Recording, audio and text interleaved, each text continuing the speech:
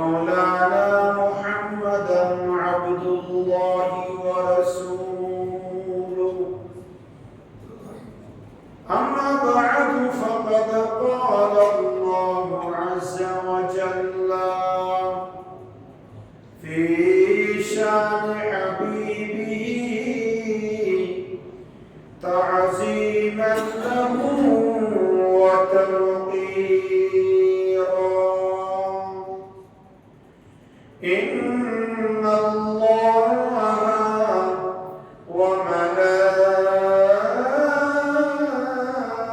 وملائكته يصلون على النبي يا أيها الذين آمنوا صلوا عليه وسلموا تسليما صلى الله على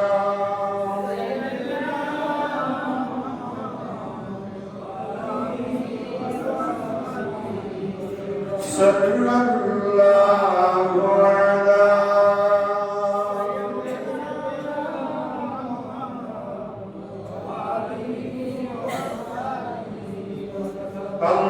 اللهم صل على سيدنا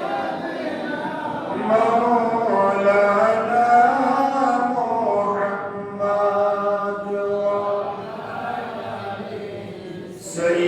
سيدنا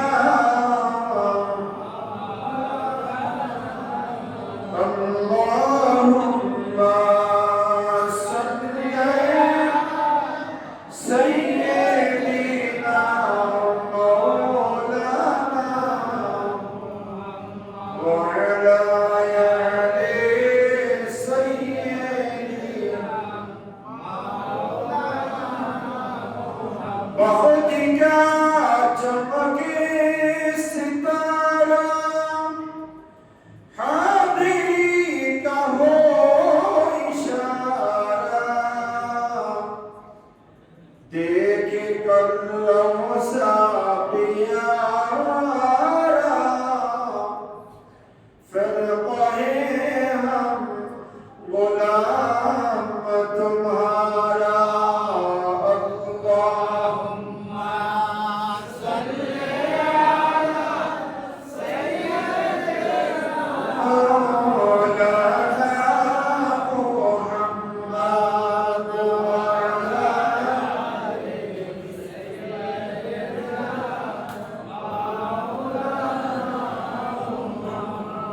آسمان زمین گروہ تارا 18,000 مخلوقات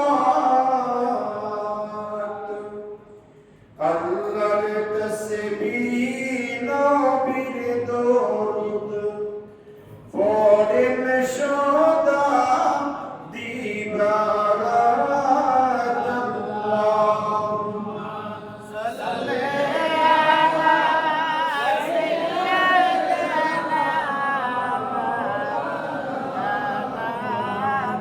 سيدنا وعلى آل سيدنا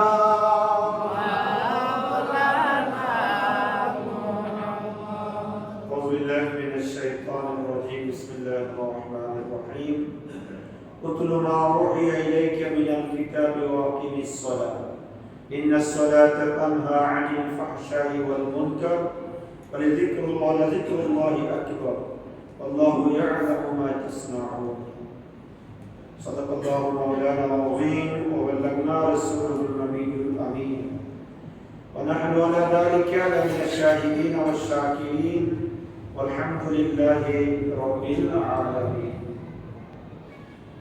معزز محترم حضرات مسلمین اعزام علماء کرام رحمنی و رحمکم اللہ আল্লাহ সুবহানাহু ওয়া তাআলা নিশান দরবারে লাখ কোটি শুকর আদায় করছি যে আল্লাহ পাক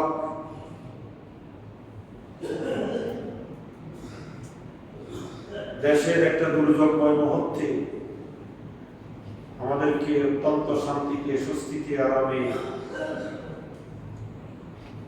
সকল প্রতিকূলতার অবসান ঘটাই আল্লাহর মসজিদে সমবেত হওয়ার সুযোগ আর তৌফিক দান করেছেন। আমরা বলছি আলহামদুলিল্লাহ।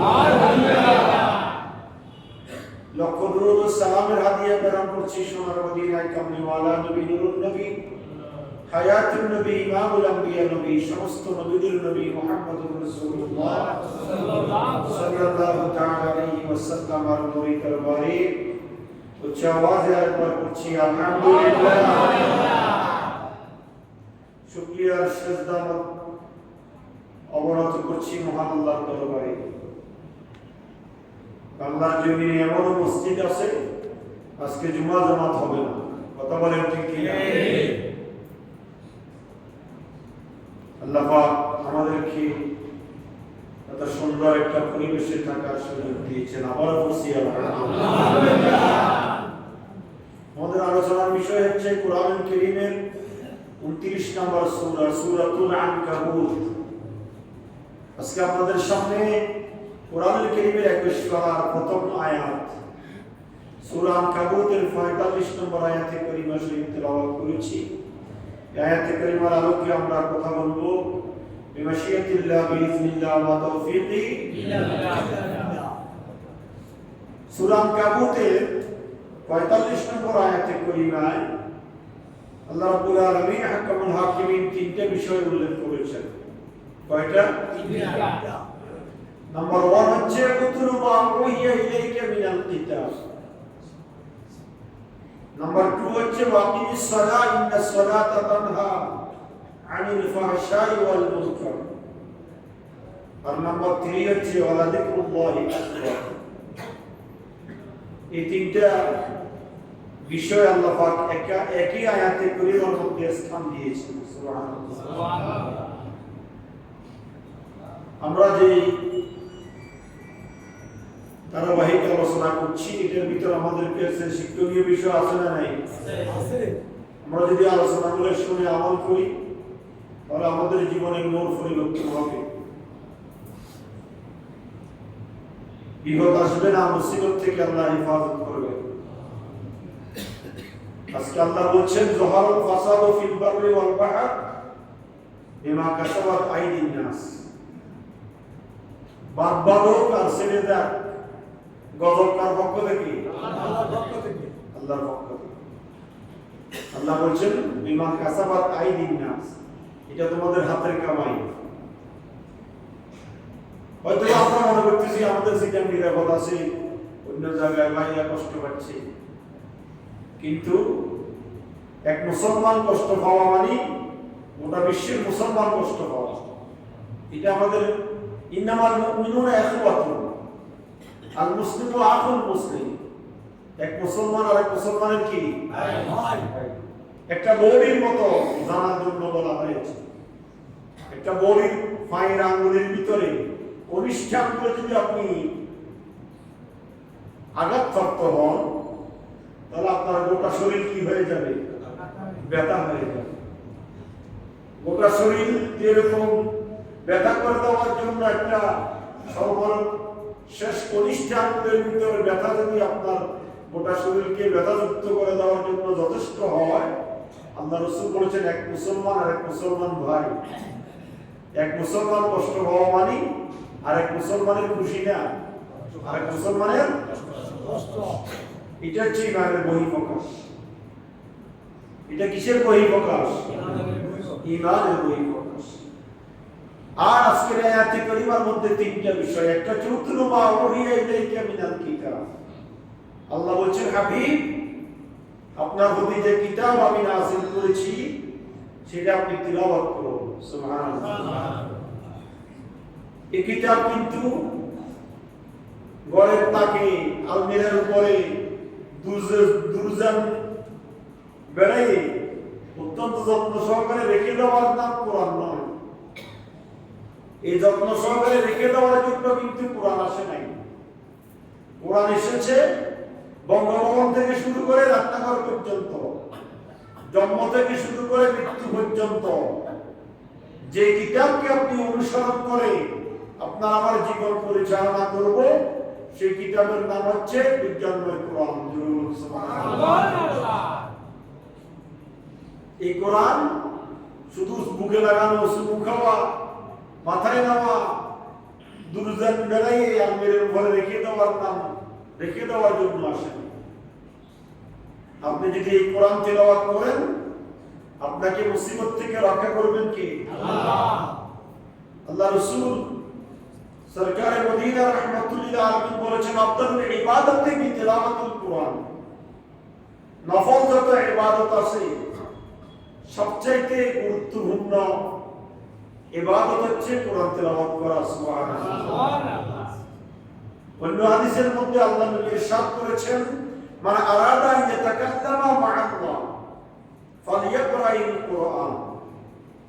আল্লাহ নবী বলেন, উম্মতে আমার, তুমি যদি দুনিয়ার জমিনে, চট্টগ্রামের জমিনে বসে আমার আল্লাহর সাথে কথা বলার জন্য যদি ইচ্ছে করো, ফালিয়াকরাইল কোরআন, তোমার উপর আবশ্যক হবে তুমি কোরআন তেলাওয়াত করো। সুবহানাল্লাহ।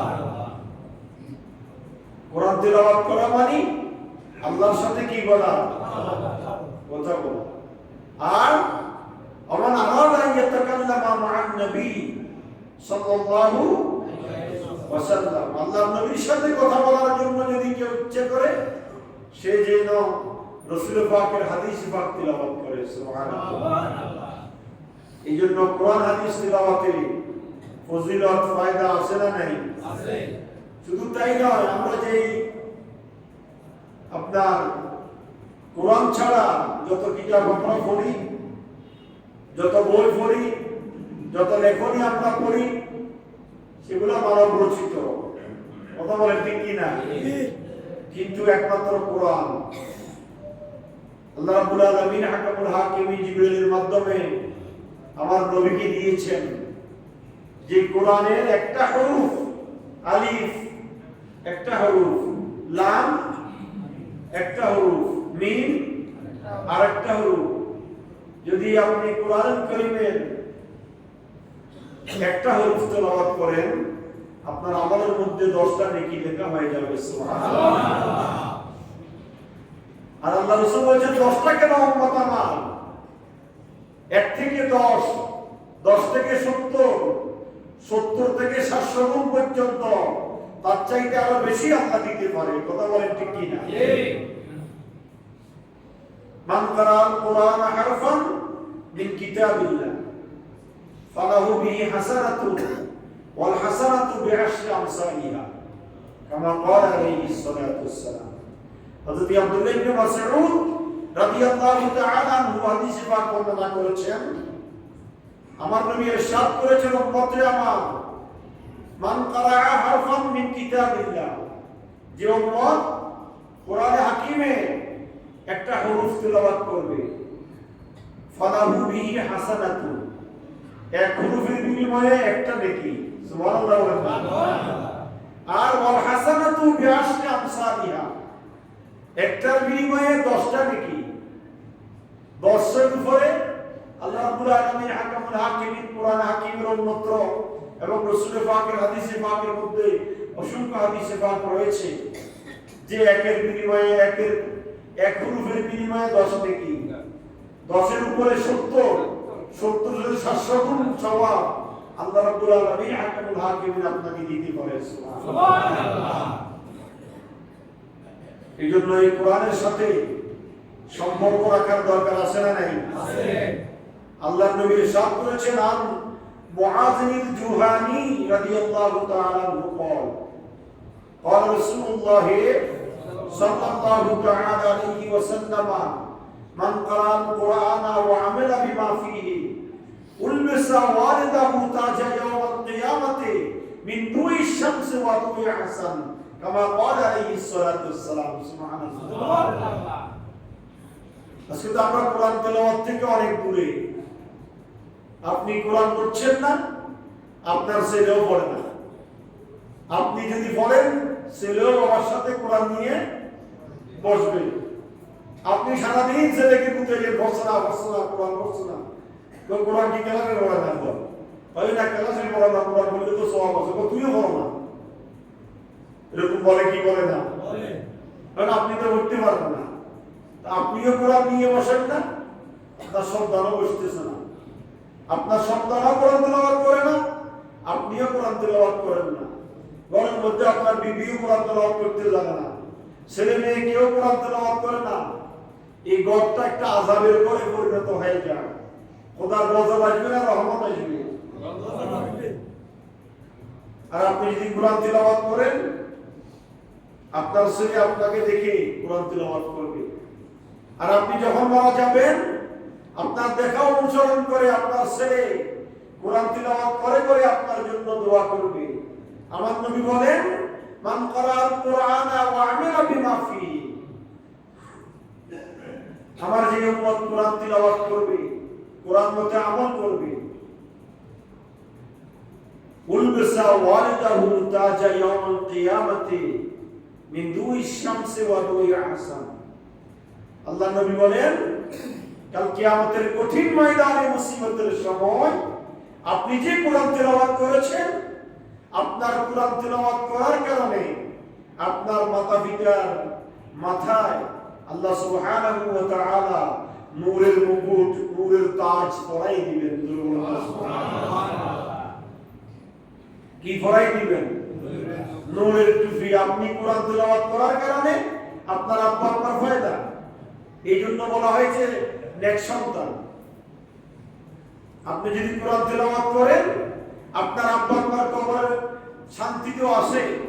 আল্লাহ রাসূল বলেন, কাল কিয়ামতের ময়দানে আপনার আব্বা আম্মার মাথার ভিতরে নূরের টুপি পরাই দেওয়া হবে। মিন দুই শামসি ওয়া দুই আহসান, যে নূরের টুপির আলো সূর্যের আলো এবং চন্দ্রের আলোকে আম্লান করে দিবে। সূর্য এবং চন্দ্রের আলোর চাইতে এই আপনার আব্বা আম্মার মাথায় পরানো নূরের টুপি আলো কিয়ামতের ময়দানে বেশি হবে। সুবহানাল্লাহ। এক সূর্য গোটা পৃথিবীকে কি দিচ্ছে? কিরণ দিচ্ছে। আপনি যদি একটা সূর্য হয়ে যদি গোটা পৃথিবীকে আলো দিতে পারে, আল্লাহ রাসূল বলেন, কাল কিয়ামতের ময়দানে সূর্যের আলোর চাইতে আরো বেশি আলোকিত হবে তোমার আমার মা বাবার মাথার টুপি। যে টুপি তুমি আমি কোরআন তেলাওয়াত করার কারণে আল্লাহ মা বাবাকে গিফট দিয়েছেন, উপহার দিয়েছেন। সুবহানাল্লাহ।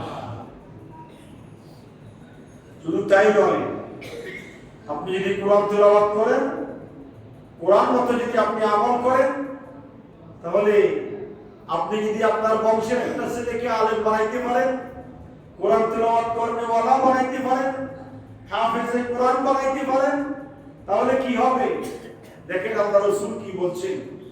আন আলী রাদিয়াল্লাহু তাআলা আনহু قال, ইসলামের কয় নম্বর খলিফা হযরত আলী মুর্তজা রাদিয়াল্লাহু তাআলা আনহু ইরশাদ করেছেন, রাসূল পাক সাল্লাল্লাহু আলাইহি ওয়াসাল্লাম বয়ান দিয়েছেন, মান ক্বারাআল কুরআনা ফাস্তাযহারাহু ফাহাল্লা হালালাহু ওয়া হারামা হারামাহু আদখালাহু আল্লাহুল জান্নাহ ওয়া শাফাহু ফি আশরাতিন মিন আহলি বাইতিহি কুল্লুহুম কাদ ওয়াজাবাত লাহুম নার কামা ক্বালা আলাইহিস সালাতু ওয়াস সালাম। দেখেন, কোরআন তিলাওয়াত এবং কোরআন মতে আমল করা।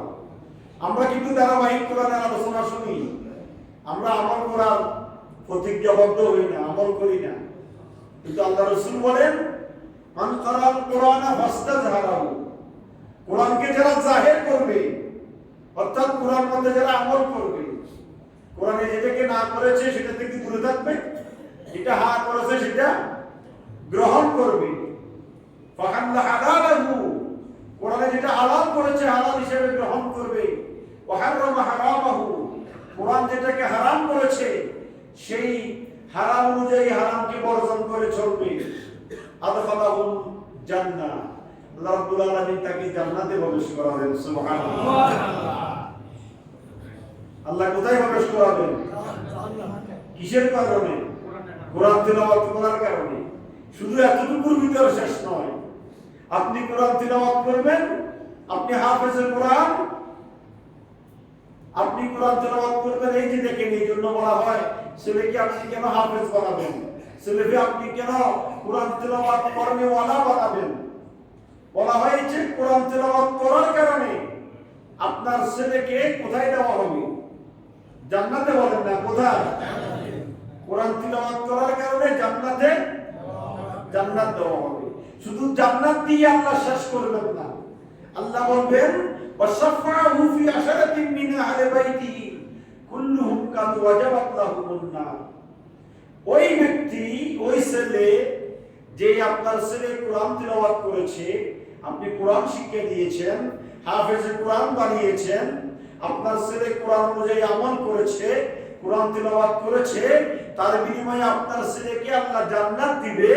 শুধু এতটুকুর ভিতরে শেষ নয়, জান্নাত দেওয়ার পরে আল্লাহ সুবহানাহু ওয়া তাআলা ওই ছেলেকে স্পেশাল এমন একটা ক্ষমতা পাওয়ার দিবেন যে ছেলেটা তার পরিবারের 10 জন সদস্যকে জান্নাত থেকে টেনে জান্নাতে পৌঁছে দেওয়ার জন্য সুপারিশ করার অধিকার পাবে। জোরে বলুন সুবহানাল্লাহ।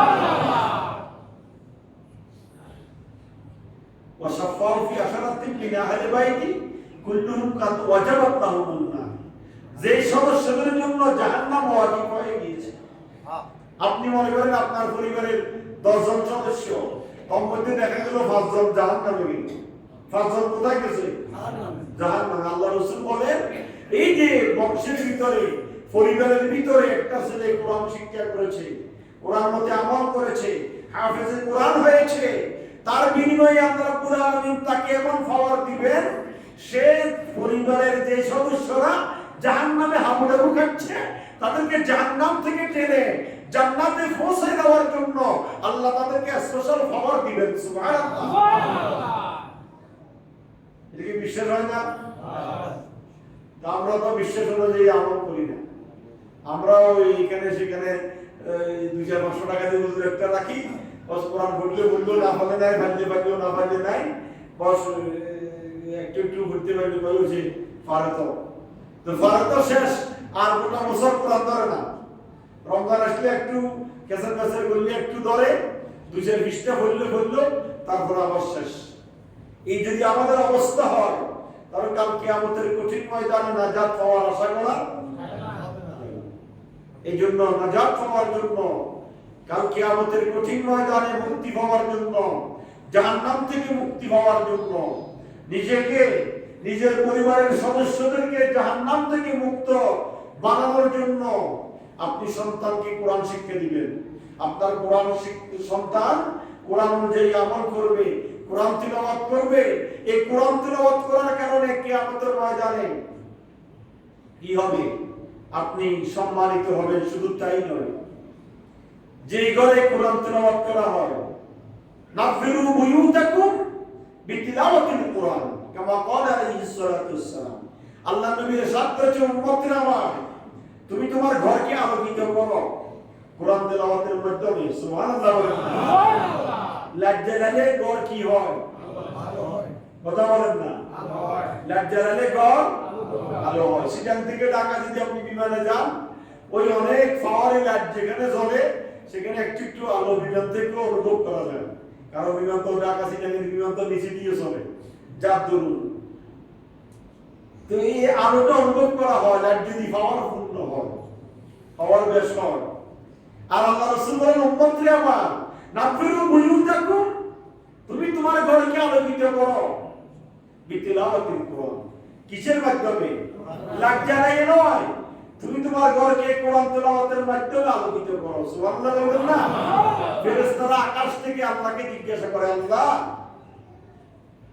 দুনিয়ার ঘর জমিনে হাজার হাজার ঘর, কিন্তু দুই একটা ঘরের ভিতরে লাইট জ্বলতেছে দেখা যাচ্ছে, বাকিরা কি অন্ধকারে নিমজ্জিত নাকি? আল্লাহ বলবেন, না, ফেরেশতারা তোমরা বলো দেখি আমার এই বান্দাদের ঘরগুলা কেন আলোকিত? ফেরেশতারা বলে, আল্লাহ আপনি তো ভালো জানেন। আল্লাহ বলে, না ফেরেশতা, তোমাদের মুখে শুনতে চাই, তোমরা তো আদম সন্তান বানাইতে কি করেছিলা? নিষেধ করেছো। তো তোমরা বলো আমার এই বান্দাদের ঘর আলোকিত করো। তখন ফেরেশতারা বলবে, আল্লাহ আপনার এই বান্দারা এই ঘরের মধ্যে কোরআন তেলাওয়াত করেছে, কোরআন তেলাওয়াত করার কারণে এই ঘরগুলা মিটির মিটির আকাশ থেকে ফেরেশতারা দেখতেছে ঘরের ভিতর লাইট জ্বলতেছে। আল্লাহ বলেন, হে আমার ফেরেশতারা শুনো, আমার এই বান্দা আমার সাথে কথা বলেছে কোরআন তেলাওয়াতের মাধ্যমে। আমি আল্লাহ তার কারণে তার কলবকে আলোকিত করে দিয়েছি, তার আত্মাকে আলোকিত করে দিয়েছি, তার বডিকে আলোকিত করে দিয়েছি, তার ঘরকে আলোকিত করে দিয়েছি। যে আলোর ফওয়ার তোমরা আকাশ থেকে দেখতে পাচ্ছ, হে আমার ফেরেশতারা, তোমরা সাক্ষী থাকো ওই ঘরওয়ালা সকল বান্দাদেরকে আমি আল্লাহ তোমাদেরকে সাক্ষী রেখে মাফ করে দিলাম।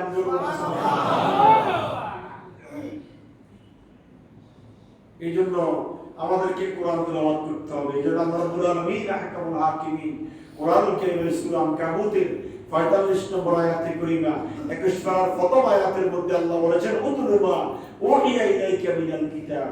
নবী আমার, আপনি আপনার উম্মতদেরকে এবং আপনি কোরআন তেলাওয়াত করুন যে কোরআন আপনার প্রতি আমি আল্লাহ নাযিল করেছি। সুবহানাল্লাহ। যে কোরআন আপনার প্রতি আমি আল্লাহ নাযিল করেছি সেই কোরআন আপনি কি করুন? তেলাওয়াত করুন। এই জন্য আমাদেরকে কোরআন তেলাওয়াত করতে হবে। কোরআন তেলাওয়াত এটা তো অনেক পুরনো ওয়াজ। তারপরে আজকে যেহেতু একটু আলোচনার মধ্যে এসেছে আর একটু আপনাদেরকে স্মরণ করাই দিচ্ছি। কোরআন তেলাওয়াত করবেন, খোদার রহমত পাবেন, প্রতি হরফে 10 নেকি পাবেন, 10টা গুনাহ মাফ হয়ে যাবে, বিপদ থেকে আল্লাহ বাঁচিয়ে রাখবে, আল্লাহর সাথে কথা বলার সওয়াব পাবেন, ঘর আলোকিত হয়ে যাবে। কাল কিয়ামতের কঠিন ময়দানে জাহান্নাম থেকে মুক্তি পেয়ে জান্নাতের মালিক হতে পারবেন। সুবহানাল্লাহ। 2 নাম্বার হচ্ছে ওয়াকিমিস সালাত। নবী আমার, আপনি নামাজ কায়েম করুন। সুবহানাল্লাহ বলেন। কি কায়েম করুন? নামাজ। ইন্নাস সালাতা তানহা আনিল ফাহশাই ওয়াল মুনকার।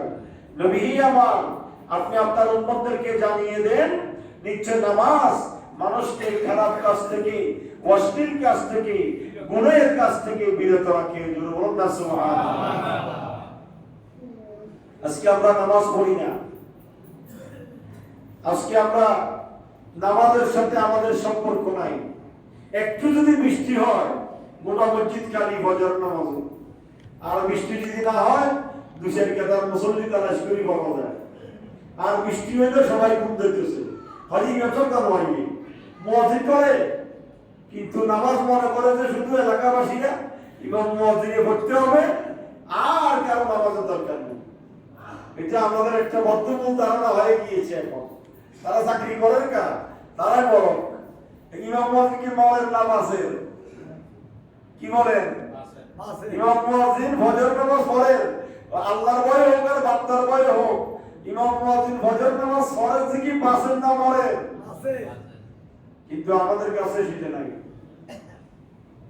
আমরা নামাজ থেকে অনেক দূরে। আল্লাহ রাসূল বলেছেন, মান হাফাযা আলাস সালাত, যারা নামাজকে হেফাজত করবে, এই নামাজ কায়েম করবে ব্যক্তিতে, পরিবারে, সমাজে, রাষ্ট্রে, যারা নামাজ কায়েম করবে, নামাজ প্রতিষ্ঠা করবে, নামাজ আদায় করবে, তার কি হবে? কানাত লাহু নূরা, এই নামাজ তার জন্য অন্ধকার কবরের আলো হয়ে যাবে। সুবহানাল্লাহ। আমরা তো আসি শুধু সপ্তাহে একদিন জুমার দিন পড়ি। এখানে অনেক মুসল্লি আছে সপ্তাহে একদিন জুমার দিন আসলাম, জুমার নামাজটা পড়লাম, কত ইমাম সাহেবের এই আলোচনা শুনলাম, শেষ কামসব করে চলে গেলাম। আর গোটা সপ্তাহ কি নাই, দেখা নাই, মসজিদের সাথে কোনো সম্পর্ক নাই। কি মনে করে নামাজ না পড়ি বসে গেছি, দোকানে বাড়ে এখানে সেখানে আড্ডা রাখতেছে, কথা বলতেছে, নামাজে চলে যাচ্ছে, তার কোনো খবর, তার কোনো ব্যথা, তার কোনো অনুভব তার কাছে কিছু নাই। কিন্তু আল্লাহ রাসূল বলেন, উম্মতরে আমার, মান হাফাযা আলাস সালাত, তুমি যদি নামাজকে হেফাজত করো, কানাত লাহু নূরা, তোমার এই নামাজ তোমার জন্য অন্ধকার কবরের আলো হয়ে যাবে। সুবহানাল্লাহ। অন্ধকার কবরের কি হবে? আলো হবে। তারপরে অবরহান, কাল কিয়ামতের ময়দানে হিসাব নিকাশের সময় এই নামাজ তোমার জন্য দলিল হয়ে যাবে। সুবহানাল্লাহ। দলিল ছাড়া জায়গার মালিক দাবি করা যায় না, কথা বলেন না? দলিল ছাড়া যেমন আপনি কোনো কিছুর মালিকেরা দাবি করতে পারবেন না, কাল কিয়ামতের কঠিন ময়দানে আল্লাহর সামনে নামাজ দাঁড়িয়ে যাবে। আল্লাহ, তোমার এই বান্দা বৃষ্টিকে অপেক্ষা করে, তারপরে যত বাধা ছিল, ব্যবসায়িক ঝামেলা ছিল, রাজনৈতিক ঝামেলা ছিল, সামাজিক ঝামেলা ছিল, পারিবারিক ঝামেলা ছিল, অসুস্থ ছিল, মুসিবতের মধ্যে ছিল, ব্যক্তিতে পরিবারের সমস্যা জর্জরিত ছিল, তারপরেও সে আমাকে ছেড়ে নাই। আমি নামাজ তার সামনে দাঁড়িয়ে গেলাম, তার হিসাব নিকাশ সহজ করে তাকে জান্নাতে পৌঁছায় দাও। সুবহানাল্লাহ। সেদিন নামাজের কি করে যাবে? জবান খুলে যাবে, নামাজ কথা বলবে। আর ওয়ানাজাতান ইয়াউমাল কিয়ামা, সর্বোপরি নামাজ কিয়ামতের কঠিন ময়দানে মানুষকে নাজাত দিবে। ওয়ামান লাম ইউহাফিজ কানাত লাহু ইয়াউমাল কিয়ামাতি মা কারুনা ওয়া ফিরআউনা ওয়া হামানা ওয়া উবাই ইবনে খালফ ইলা আখিরিল হাদিস। আল্লাহ রাসূল বলেন, আর যারা নামাজকে হেফাজত করবে না, নামাজকে নির্দিষ্ট সময়ে নির্দিষ্ট নিয়মে আদায় করবে না, নামাজ পড়বে না, তার জন্য কাল কিয়ামতের ময়দানে তার হাসর হবে কারুনের সাথে, হামানের সাথে, ফিরআউনের সাথে, নমরুদের সাথে, উবাই ইবনে খালফের সাথে, আবু জাহেল, আবু লাহাব, উতবা সাহেবের সাথে। নাউজুবিল্লাহ বাড়িতে বলি।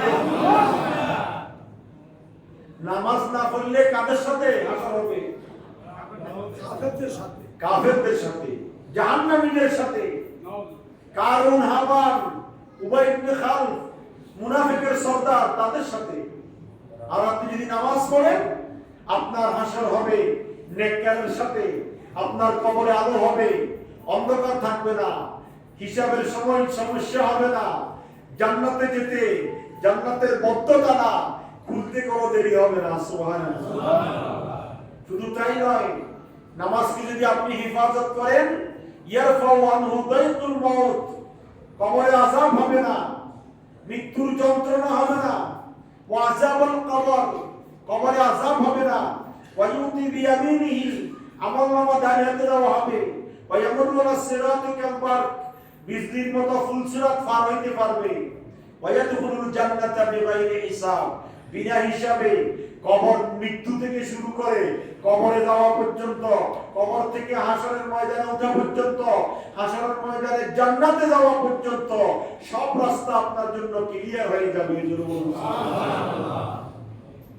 এইজন্য আল্লাহ রাসূল বলেন, হযরত উবাদা ইবনে সামিত রাদিয়াল্লাহু তাআলা আনহু বর্ণনা করছেন যে আওসানি রাসূলুল্লাহ সাল্লাল্লাহু আলাইহি ওয়াসাল্লাম, আল্লাহ রাসূল আমাকে ওসিয়ত করেছেন। কি ওসিয়ত? এক নম্বর হচ্ছে লা তুশরিকু বিল্লাহি শাইয়া। হযরত উবাদা ইবনে সামিত অত্যন্ত জলিল কদর সাহাবী ছিলেন। নাম কি?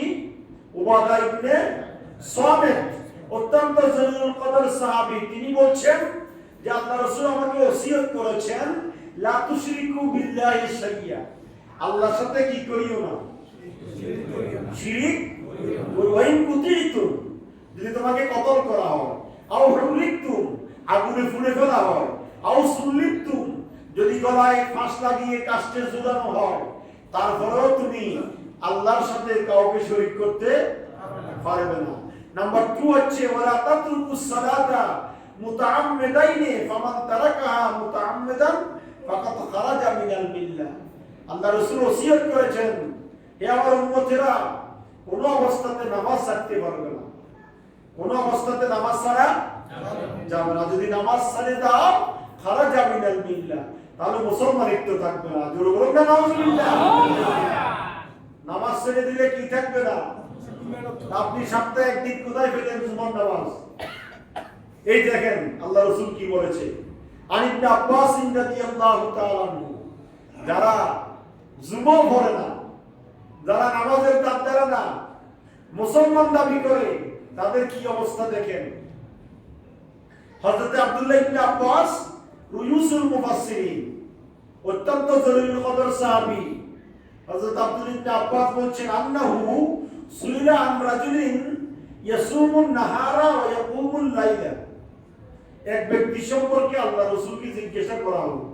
কথা খেয়াল করেন, এক ব্যক্তি সম্পর্কে আল্লাহ রাসূলকে কি করা হলো? জিজ্ঞাসা করা হলো। সেই ব্যক্তিটা কেমন? সেই ব্যক্তিটার গুণাগুণ কি? সে ইয়াসুমু নাহারা, সে দিনের বেলায় কি রাখে? রোজা রাখে। ওয়া ইয়াকুমুল লাইল, রাত্রি বেলায় তাহাজ্জুদের নামাজ পড়ে। দেখেন কথা খেয়াল করেন, সে রাত্রিবেলায় তাহাজ্জুদের নামাজ পড়ে, দিনের বেলা সারাদিন কি রাখে? রোজা রাখে। লা ইয়াশহাদুল জামাআতা ওয়ালাল জুমআ, অথচ সে মসজিদে এসে জামাতে নামাজ পড়ে না আর জুমার নামাজ পড়ে না। আল্লাহ রাসূলকে তার সম্পর্কে জিজ্ঞাসা করা হলো, ইয়া রাসূলুল্লাহ, অমুক ব্যক্তি রাত্রে তাহাজ্জুদও ছাড়ে না, দিনের বেলা রোজাও ছাড়ে না, তো বলে শুধুমাত্র সে জামাতে এসে নামাজ পড়ে না আর জুমার নামাজ পড়ে না। আল্লাহ রাসূল কি বলেছেন? ক্বালা হাযা ফিন নার, এই ব্যক্তি জাহান্নামে যাবে। যেরকম এখন রোজাটা হচ্ছে নফল, রমজান ছাড়া বাকি রোজাটা কি? নফল। রাত্রে তাহাজ্জুদের নামাজ কি? কিন্তু 5 ওয়াক্ত নামাজ কি ছিল? আপনার ফরজের খবর না, নফল নিয়ে তাড়াতাড়ি ফিরতেছেন। আমাদের মধ্যে এমন কিছু মুসলমান আছে না, মুসলমান নফল নিয়ে তাড়াহুড়া, নফল নিয়ে বাড়াবাড়ি, নফল নিয়ে কাফের মুশরিকের ফতোয়া, কিন্তু ফরজের সাথে কোনো সম্পর্ক নাই। এইজন্য সাবধান। আল্লাহ রাসূল বলেছেন, ওই ওয়াদাতনে সালাতকে ওসিয়ত করেছেন, লা তাতরুকুস সালাতা, অবশ্যই কোন অবস্থাতে নামাজ ছাড়া যাবে না। যদি ছেড়ে দাও খারাজা মিনাল মিল্লাহ, তাহলে মুসলমানিত্ব থাকবে না। আর এইদিকে আল্লাহ রাসূল বলেছেন হাযা ফিন নার, এই ব্যক্তি জাহান্নামে যাবে। কেন? বলে যে সেই ব্যক্তি তো নফল করে কিন্তু ফরজের গুরুত্ব দেয় না। সে যদি ফরজকে গুরুত্ব দিত তার জন্য জান্নাত লাজিম হয়ে যেত। সুবহানাল্লাহ। এইজন্য আপনি আপনার সন্তানকে মুরু আওলাদাকুম বিসসালাত সাবআ সিনিন, আল্লাহ রাসূল বলেছেন সন্তানকে আদেশ দাও যখন 7 বছর বয়স হবে নামাজ পড়ার জন্য। ওয়াদরিবুহুম 10 সিনিন, 10 বছরের জন্য পিটাও। যখন সন্তানের বয়স কত বছর হবে? 10 বছর হবে, তখন তুমি তাকে প্রহার করো যে নামাজ পড়লি না কেন জাস্ট টাইম, নির্দিষ্ট সময়ে। এই জন্য আপনাকে নামাজ পড়তেই হবে, নামাজ কোনো অবস্থাতে ছাড়া যাবে না। কোরআন কারীমের সূরা আনকাবুতের 45 নম্বর আয়াতের মধ্যে কয়টা অংশ বলছিলাম? কয়টা বলছিলাম? তিনটা। একটা হচ্ছে কোরআন তেলাওয়াত, নাম্বার 2 হচ্ছে নামাজ, নাম্বার 2 কি? নামাজ। নামাজ যদি আপনি পড়েন, ইন্নাস সালাতা তানহা আনিল ফাহশাই ওয়াল মুনকার, নামাজ আপনাকে ফাহিশা, গুনাহের কাজ, খারাপ কাজ থেকে বিরত রাখবে। যদি নামাজ পড়েন কিন্তু মদ ছাড়তে পারলেন না, সুদ ছাড়তে পারলেন না, জানা ব্যভিচার ছাড়তে পারলেন না, স্ত্রীর বেপরদা রাখা ছাড়তে পারলেন না, গান তবলা ঢোল বাদ্য বাজনা শরীয়ত বিরোধী কাজ ছাড়তে পারলেন না, আপনাকে মনে করতে হবে আপনার নামাজ কবুল হয় না। আবার এটা মনে করিয়েন না আমি তো নামাজ পড়ি, সব কাজ করি, অসুবিধা কি? নামাজ পড়ি, আপনি অপকর্ম যেগুলো করতেছেন তাহলে বোঝা যাচ্ছে আপনি আল্লাহর কথা সঠিক না বান্দার কথা সঠিক? আল্লাহ বলছে নামাজ পড়ো, খারাপ কাজ থেকে বিরত রাখবে, তাহলে বোঝা যাচ্ছে আপনার নামাজ কি হচ্ছে না, কবুল। নামাজ যদি কবুল হতো আপনাকে কোনোদিন খারাপ কাজে আকৃষ্ট আপনি হতেন না। খারাপ কাজে দাবিত হওয়ার পিছনে কারণ হচ্ছে আপনি নামাজ পড়তেছেন ঠিক, কিন্তু আপনার নামাজ কি হচ্ছে না, কবুল হচ্ছে না। সুতরাং নামাজ এমন ভাবে পড়তে হবে যাতে করে নামাজ কবুল হয়। আর নামাজ যদি আপনি কবুল হয়, এই কন্ডিশন নিয়ে যদি আপনি কামাহাক্কু, নামাজের আরকান আহকাম, তাহদিল আরকান সবকিছু ঠিক রেখে যদি আপনি নামাজ আদায় করেন, তাহলে নামাজ কবুল যদি হয়ে যায়, তাহলে আপনাকে নামাজ পাপ থেকে বাঁচায় রাখবে। গুনাহ করতে যাবেন, আপনাকে নামাজ আড়াল হয়ে যাবে। অন্যায় করতে যাবেন, আড়াল হয়ে যাবে। ঘুষের টাকা দিতে যাবেন, আপনার অন্তরে ডাক্কা আসবে। আরেকজনের সম্পদ লুণ্ঠন করে খেতে যাবেন, আপনার অন্তরে বাধা আসবে। কেন? যে আপনি নামাজ পড়েন, নামাজের কারণে গুনাহগুলা আপনাকে স্মরণ করাই দিবে। সুতরাং আসুন বাকি আর একটা অংশ আগামী দিনে আলোচনা করব। ওয়ালা যিকরুল্লাহি আকবার, আল্লাহর জিকির, আল্লাহর বড়ত্বের ঘোষণা, এই ব্যাপারে আগামী জুমায় বলবো। আজকে আমরা কোরআনুল কারীমের সূরা আনকাবুতের আলোকে আমরা দুইটি কথা দুইটা শুনেছি। একটা হচ্ছে কোরআন তেলাওয়াত, আর একটা হচ্ছে কি? নামাজ। আমরা কোরআন তেলাওয়াত করব এবং নামাজ ছাড়বো না। বাকি আরেকটা হচ্ছে ওয়ালা যিকরুল্লাহি আকবার, আল্লাহর বড়ত্বের জিকির, আল্লাহর জিকির করা। এই জিকির সম্পর্কে আগামী জুমায় বলবো ইনশাআল্লাহ।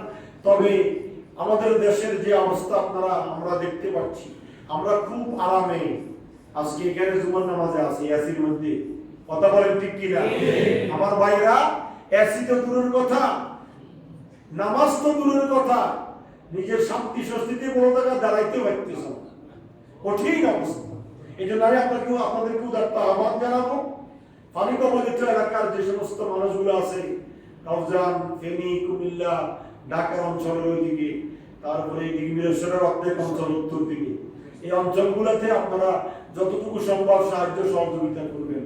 এই খুব তাড়াতাড়ি ত্রাণ এবং প্রয়োজনীয় খাবার এগুলো যত সম্ভব নিয়ে হাতে হাতে পৌঁছাই দিবেন। বিশুদ্ধ পানি, তারপরে স্যালাইন, খাবার, শুকনো খাবার।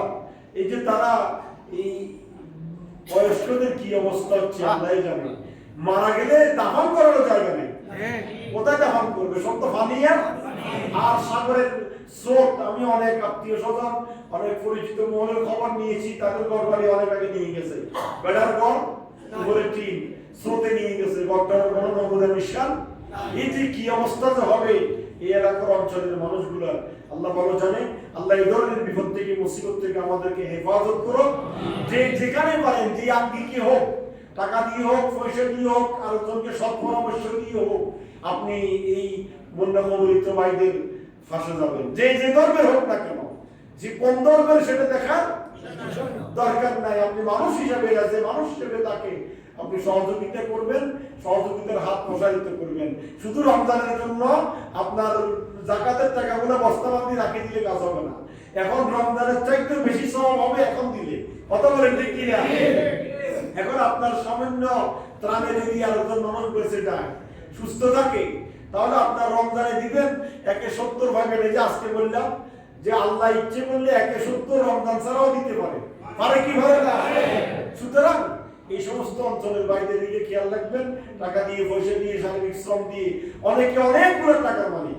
বাংলাদেশে টাকা নাই বললে ভুল হবে। বাংলাদেশে কত কোটি, কত বিলিয়ন কোটি কোটি টাকা আছে, এটা এখন আমরা দেখতেছি না। এক একজনের ঘর ঘুরে টাকা পাওয়া যাইতেছে। এক একজন বিদেশে 2, 4, 15, 20টা 30টা বাড়ি করে বসে আছে। তাহলে একজনের জন্য কয়টা লাগে? কথা বলেন, একজনের জন্য কয়টা বাড়ির প্রয়োজন, কয়টা ঘরের প্রয়োজন, কয়টা গাড়ির প্রয়োজন?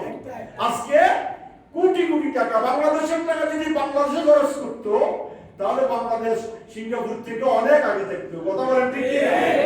সুতরাং আল্লাহ সুবহানাহু ওয়া তাআলা আমাদেরকে হালাল হারাম বুঝার এবং এই টাকা দিয়ে, হালাল টাকা দিয়ে বন্যা কবলিত এলাকার বাইরের খোঁজ খবর নেওয়ার জন্য আল্লাহ আমাদেরকে তৌফিক দান করুন। আমিন। আসসালামু আলাইকুম ওয়া রাহমাতুল্লাহ।